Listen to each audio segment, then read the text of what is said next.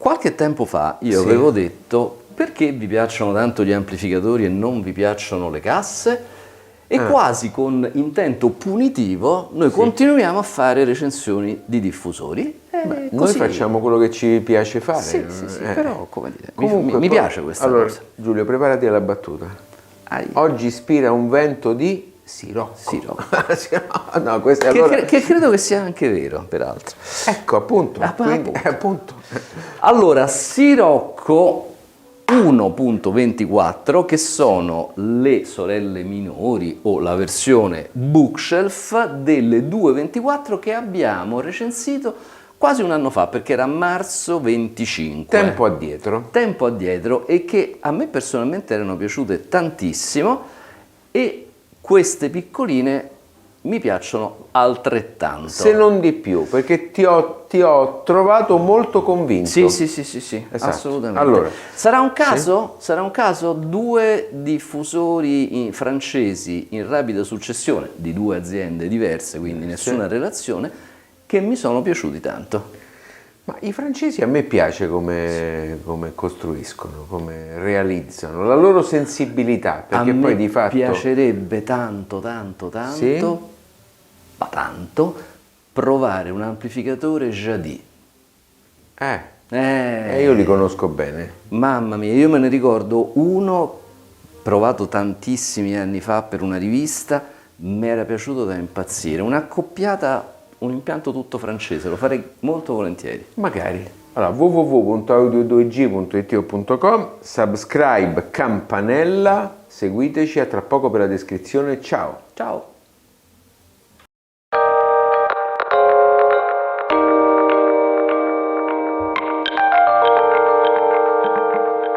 Allora, Giulio, posso dire subito una cosa io? Dan. Allora, a parte i colori che sono walnut, bianco e white oak, e questo è il white oak, per questa classe di prezzo, perché non abbiamo detto il prezzo, in teaser lo diciamo subito, adesso è 1.750 euro. La coppia, sono impiallacciate di legno naturale e non in PVC.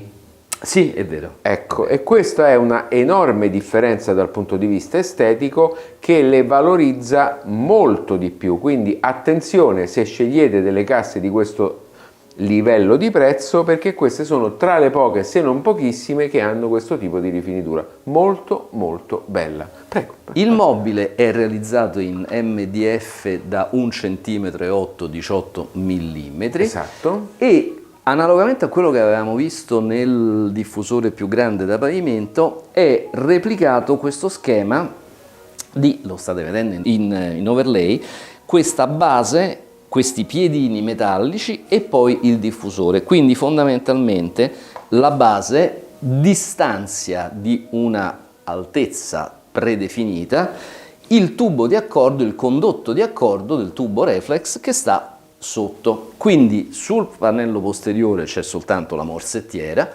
e da questo punto di vista le interazioni a livello di ambiente del tubo di accordo sono minimizzate, e questo facilita di gran lunga il posizionamento del diffusore, perché è meno sensibile alla distanza dalla parete di fondo. Esattamente.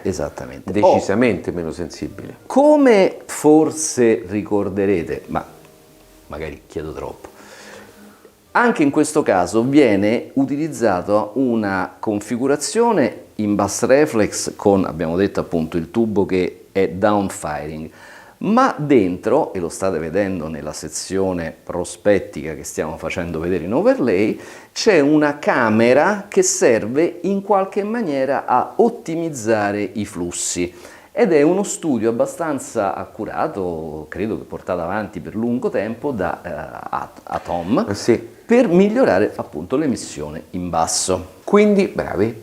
Il tweeter, caro Giulio, è un tweeter che noi avevamo già visto sulle Sirocco 2.24. Perché è lo stesso identico.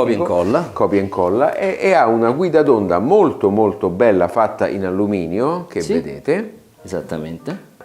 E ha una efficienza di addirittura 97 dB il tweeter. La cassa poi ce l'ha di 88, perché il tweeter è attenuato ed ha anche la possibilità di essere ulteriormente regolato sul pannello posteriore, giusto? Lo state vedendo in overlay, quindi c'è un selettore a 3 posizioni, fondamentalmente quella centrale è un bypass e poi c'è le 2 posizioni in più o in meno. Interessante del tweeter l'ogiva di fasatrice centrale in alluminio e il fatto che il tutto sia protetto da una piccolissima griglia. Per quanto riguarda il midwoofer, ragioniamo di un'unità da 15 cm, 150 lordi. Vabbè, ma adesso non ricominciamo con questa noiosissima, straziante polemica, lordi, netti, non me ne frega niente. Hai ragione. E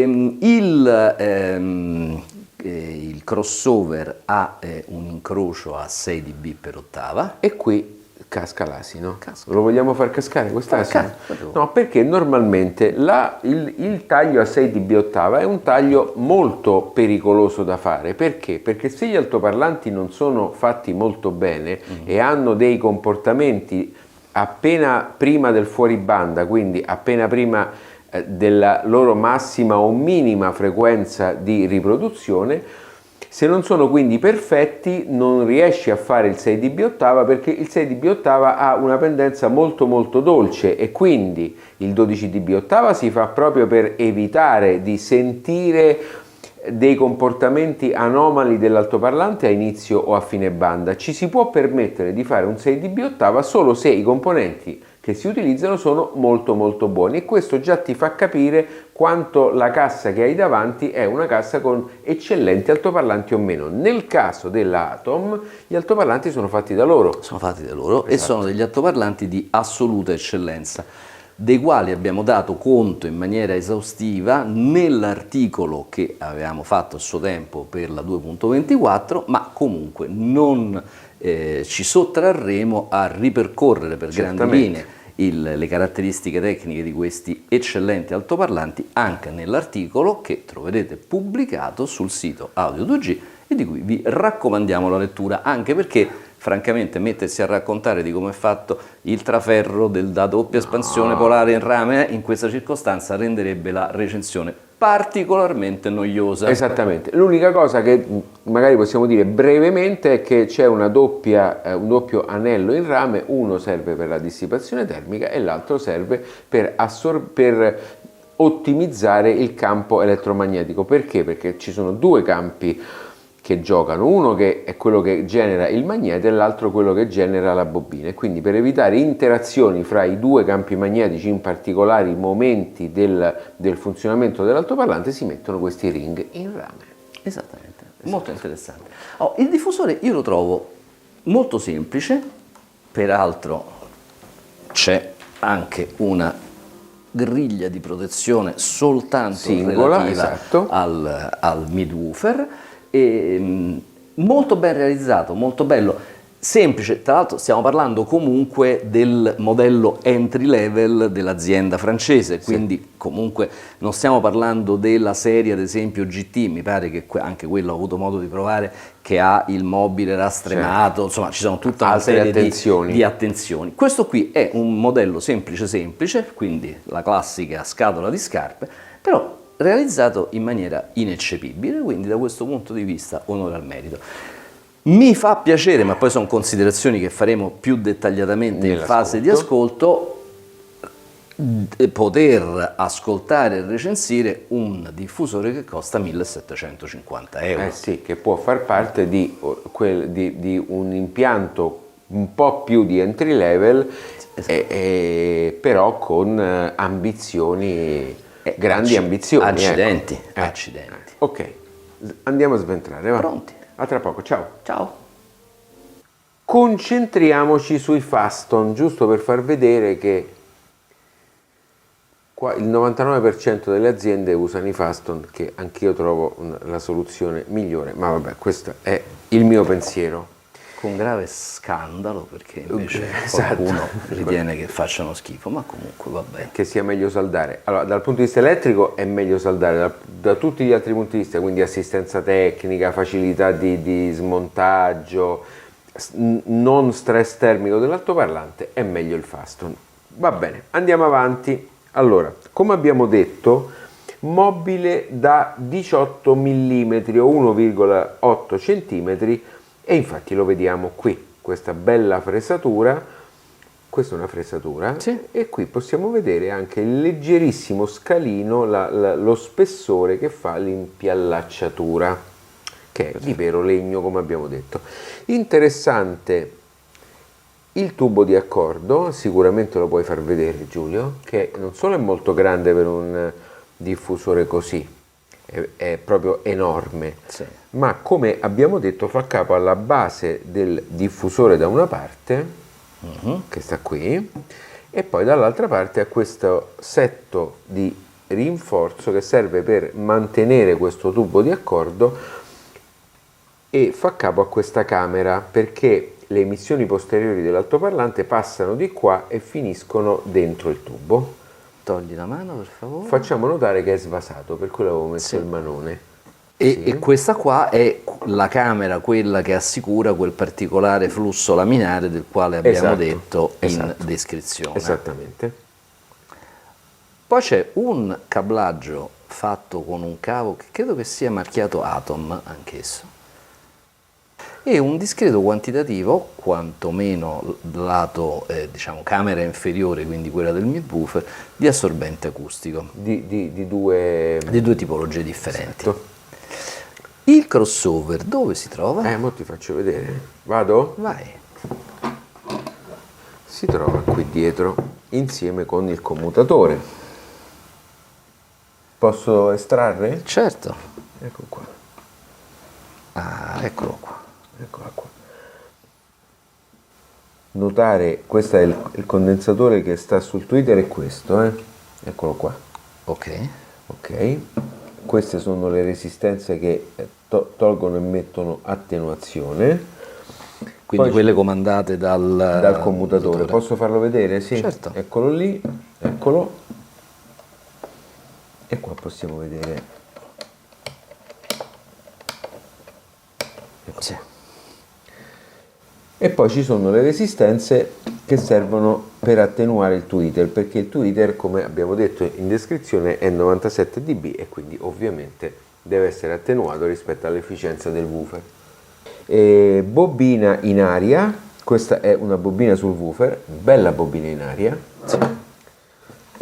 Troviamo altre bobine, tra cui quella rifasatrice, che è questa, e la seconda bobina in aria sul tweeter, che è questa qua.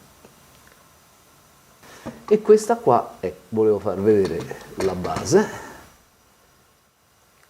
Vedete che è leggermente sopraelevata ed è distanziata mediante questi elementi metallici. Passiamo ai componenti. Tweeter, eccolo qui. Questo è ovviamente magnete in neodimio con questa bella alettatura di raffreddamento. Sì. Questo corpo è in alluminio, e questa invece è la parte posteriore della tromba. Eccolo qui. È costruito proprio bene il tweeter. Molto bello, sì. Sì, proprio bene. Ok, È proprio un bel componente, sì. Mostriamo invece il suo collega. Eccolo qua. Questo collega ha varie particolarità. La membrana è, questo ti dovrebbe essere attaccato, esatto. La membrana è in carta, lo possiamo vedere da qui. Membrana in carta che però vista dall'altro lato ha un trattamento superficiale. Esattamente. Vogliamo far vedere l'altro lato Certo. per cortesia? Eccolo qua. Insomma, costruzione abbastanza sofisticata. Sì. Poi questo spider è uno spider non normale, ma è uno spider che, se vedete le onde anulari sono più strette rispetto a quelle che Quindi il comportamento meccanico si differenzia a seconda dell'escursione e della frequenza. Bravissimo Giulio, mi sono impicciato con la lingua. Questa invece è la parte che serve per fare solo il raffreddamento, e vedete infatti i fori di ventilazione e la grossa bobina mobile. Così va bene? Così va bene. Vedete? La grossa bobina mobile. Sì. Che addirittura, per essere contenuta all'interno del magnete, posso andare? Sì. Muovo? Ha questa parte fatta in questo modo, sembra un'ogiva di proiettili, una cosa del genere, che ovviamente serve per accogliere il movimento esattamente, verso la parte posteriore. Esattamente. Beh, molto sofisticata sì, come costruzione. estremamente sofisticata, soprattutto tenendo conto che il diffusore è un diffusore relativamente economico. Esatto. Bene, bello. Molto bello, sicuramente i gap magnetici sono mantenuti qua dentro, sono contenuti qua dentro, ma noi non li possiamo vedere. Non possiamo scollare l'altoparlante per far vedere ai nostri follower come è costruita. Molto bene. Sono dei diffusori francesi che ci hanno convinto, adesso ve lo raccontiamo nell'ascolto. Ok, ciao. A dopo. Allora Giulio. Inizio io? Vai. Allora, io inizio con delle considerazioni di natura sonica, quindi relative a come suonano questi diffusori, perché poi la parte tecnica la trovate sull'articolo che vi invito a leggere, che troverete sul sito Audio 2G, e ci saranno anche dei dettagli, insomma, sulle peculiarità costruttive di questo diffusore. Però veniamo al suono. Allora, ci sono due aspetti che mi hanno colpito essenzialmente di questo diffusore. Il primo è il fatto che sono dei diffusori, secondo me, sostanzialmente neutri. Ora, non è che la neutralità sia un valore aggiunto comunque, nel senso che magari c'è l'appassionato che non va cercando un suono neutro, ma va cercando un suono caratterizzato. Però quello che è importante è sapere che cosa significa diffusore neutro e diffusore caratterizzato, cioè per poter dire che un diffusore è caratterizzato devi avere un elemento di paragone che è il diffusore neutro, e questo qui secondo me lo è. È un diffusore che fa di tutto per fare un piccolo passettino indietro e non mettersi in primo piano e dire questa è come la vedo io. Non lo fa. Certo, a monte ci deve essere una catena che va nella medesima direzione. Noi le abbiamo ascoltate essenzialmente collegate all'Audio Analog Maestro 2.0 e al DAC Aqua Scala MK2. Credo che sia una catena che può essere considerata piuttosto neutra in tutta la sua estensione. E la cosa interessante è che ascoltando diverse registrazioni, diversi dischi, diversi generi, abbiamo sempre avuto modo di apprezzarne le caratteristiche intrinseche, le caratteristiche proprie. Non c'è mai stata quella tendenza a rendere tutto omogeneo verso una certa direzione, verso una certa idea di suono. Era come se fosse un impianto che in maniera molto libera e molto accogliente riusciva a porre in evidenza le varie diversità delle cose che ascoltavamo, e questo devo dire è stata una cosa che mi ha affascinato e mi ha fatto ascoltare con piacere le tante registrazioni, ad esempio, che noi abbiamo sulla nostra playlist, che trovate su Qobuz. Su Qobuz trovate una playlist di Audio 2G. Io ho fatto una considerazione più ampia, nel senso che ascoltando queste casse che costano 1.750 euro e che dal punto di vista del mercato quindi possiamo inquadrare come delle casse di livello medio-basso, è stato fatto un passo in avanti gigante anche semplicemente rispetto a 10 anni fa.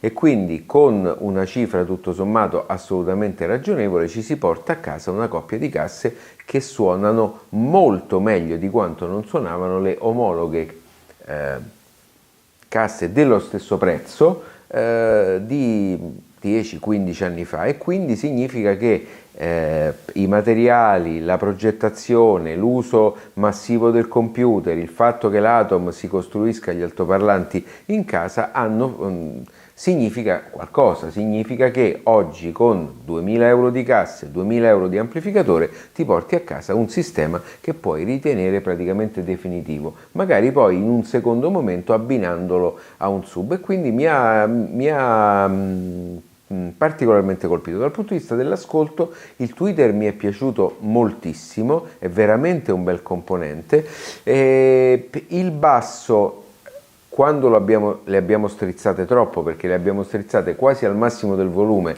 E questa era la seconda considerazione che voglio fare. Finiscilo tu. Ecco, e quindi le abbiamo strizzate tantissimo e il basso tendeva un po' a dare un minimo di effetto loudness, ma questo forse è anche dovuto al fatto che gli abbiamo chiesto troppo, e se vi andate a leggere l'articolo Bass Reflex versus cassa chiusa potete capire come mai il Bass Reflex a un certo punto diventa poco efficiente e quindi dà il peggio di sé, ma stiamo parlando di una configurazione limite. Vai Giulio.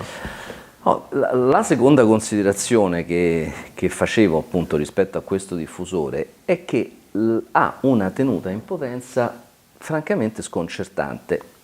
Ripeto, noi le abbiamo tenute collegate all'audio analog Maestro 2.0, dove il 2 sta per 200 watt su 8 ohm. Sì. Questo è un 6 ohm, per cui va oltre, ma noi siamo arrivati senza distorsioni apparenti, apprezzabili, quasi a tutto volume, sì, con una pressione dentro la sala d'ascolto veramente degna di un diffusore di litraggio molto più ampio, con un bel effetto, senza mai percepire compressione, senza mai percepire colorazioni strane. Accidenti, insomma, una prestazione veramente di altissimo livello. Ma del resto il woofer si vede, l'abbiamo visto nello sventramento, ha dei sistemi per evitare il fondo corsa, un'escursione estremamente lunga, sono fatte apposta per digerire tantissima potenza, senza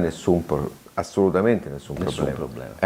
No, quindi veramente complimenti a questa azienda che però, diciamolo, ancora una volta, guarda caso, è un'azienda che i driver se li fa in casa. Sì, l'abbiamo detto e diciamo. Di questo siamo abbastanza convinti, cioè quando il progettista è il progettista dell'altoparlante e del diffusore che contiene quell'altoparlante, c'è una marcia in più, c'è qualcosa che si sente, cioè non c'è il fatto di doversi adattare alle specifiche tecniche di un driver che è stato costruito da un'altra azienda.